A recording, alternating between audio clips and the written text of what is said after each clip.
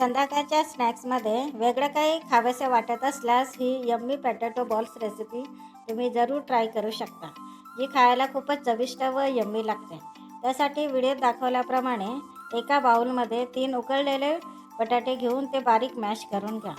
त्यामध्ये 4 चमच कॉर्नफ्लॉवर, 1 चमच तीळ, 1 चमच लाल तिखट, चवीपुरतं मीठ, 1 बारीक चिरलेला कांदा, बारीक कापलेली कोथिंबीर आणि 1 बारीक चिरलेलं शिमला मिरची घेऊन सर्व मिश्रण एकजीव करा. त्यानंतर तुम्हाला हवे असल्या आकारास किंवा बॉलच्या आकारामध्ये छोटे छोटे गोळे करून घ्या. गॅसवर कढई गरम करायला ठेवून त्यामध्ये तेल गरम होऊ द्या. तेल गरम झाल्यावर त्यामध्ये हे बॉल सोनेरी होईपर्यंत तळून घ्या. तळताना खूपच सुगंध येतो. त्यानंतर तळलेले बॉल सर्व्हिस बाउलमध्ये काढून घ्या. त्यावर तुम्ही होममेड सिक्रेट मॅगी मसाला टाकून आणि थोडीशी कोथिंबीर टाकून सर्व करू शकता.